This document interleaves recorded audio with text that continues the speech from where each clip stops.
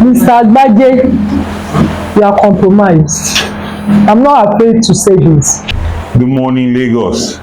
First, I must start by thanking the many people across Lagos State that came out to vote, that waited from 6 a.m., some even up to 11 p.m., making sure that their votes were counted, enduring all sorts of violence and intimidation, that came out and made sure that their votes counted. The amount of people that came out to vote in Lagos yesterday was unprecedented. It has not been seen in decades in Lagos State. Despite Inec starting late, despite intimidation, despite all inconveniences that happened to them yesterday, they stayed some till even 11 p.m. to cast their vote. We are very grateful as a party, and we are very grateful as Lagosians and Nigerians to you. For us, the elections that happened yesterday and what all the things that we are seeing today is an absolute disgrace to Inec. Inec Lagos and some evil politicians of the ruling party, the APC, are trying to set this country on fire. Young people spoke yesterday, and they spoke very, very loud. They have shown patience and courage despite all forms of intimidation to them across Lagos State, and they stayed despite all of that. Any attempt to undermine the wishes of Nigerian youth will blow up this country. I am calling on the president and the international community to protect the votes of these many people that took a stand yesterday in hope for a better Nigeria and an electoral system that will see their votes count.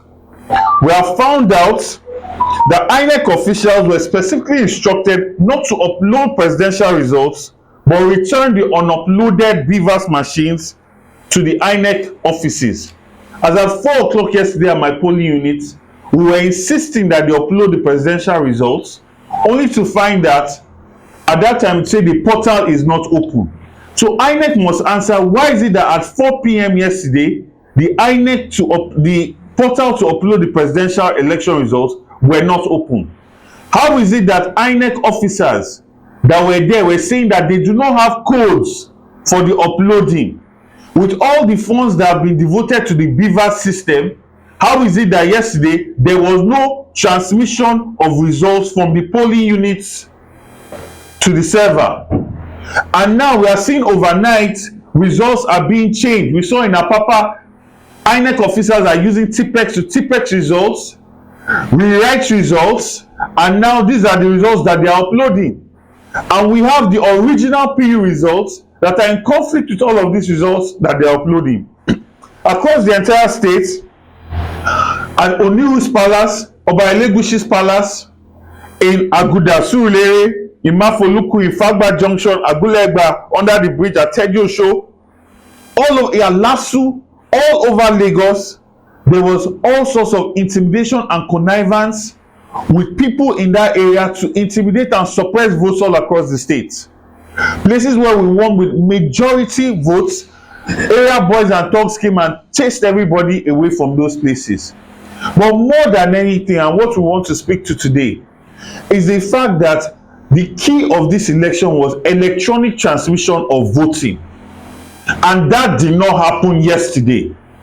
They returned back to the INEC of 2019, where we get results at the polling unit, they get to local government and start all the magic and cheating and electoral malpractice that has plagued INEC in this country for so long. Everybody came out to vote in the hope that the BVAS system will usher us in a new direction of electoral transparency, of elections that are credible. But what happened in Lagos State yesterday was not a credible election, because up till now, and we have video evidence across the entire state where results are being changed as we speak, and this is not going to be acceptable, and this is not going to stand. We are not going to accept this. Thank you. The youth have spoken. Men and women have spoken. We are tired of this intimidation. We are tired of this attack on our supporters, and we are saying enough is enough. Nigerians are not going to sit back and allow anybody to enslave them. Everybody has a right to vote and for their vote to be counted. The manipulation going on right now in Inec, we say it is unacceptable. Just like my governor said, except Inec wants to set this country ablaze, they better do the right thing and retract their steps and do the right thing. We are not going to sit down and watch people intimidate us. You saw what happened in Surulere. The woman that was attacked, after she was treated, she went back and she voted. That speaks volume that Nigerians cannot be intimidated anymore. We are not going to sit back and watch people's sweat, people's blood, people's time, because this time around money has failed the opposition. Money has failed, irrespective of what is happening in Nigeria. No money, no fuel, people still found their way to their polling units. And we're calling on His Excellency Muhammad Buhari that you cannot sit down and watch this country crumble. Enough is enough. Enough is enough. And I say enough is enough. Thank you for all the patriotic Nigerians that have come out to give the people and trust in Obi, in Labour Party, because we want a new Nigeria. I tell you something, this movement is ordained by God.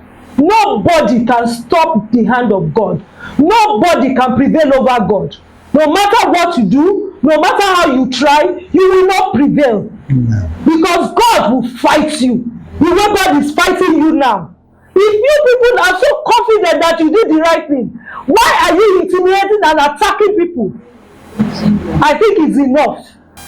Mr. Ablaze, you are compromised. I'm not afraid to say this.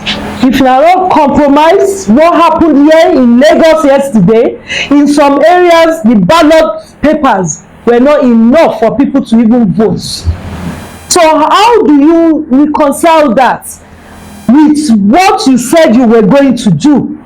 You gave Nigerians a promise that nothing will go wrong. And yet, all we saw was shambles of your arrangements. Nigerians, please, let's stand up to what we believe, stand up for what we know is right, and do not allow anybody to disenfranchise you. It is not business as usual. Thank you.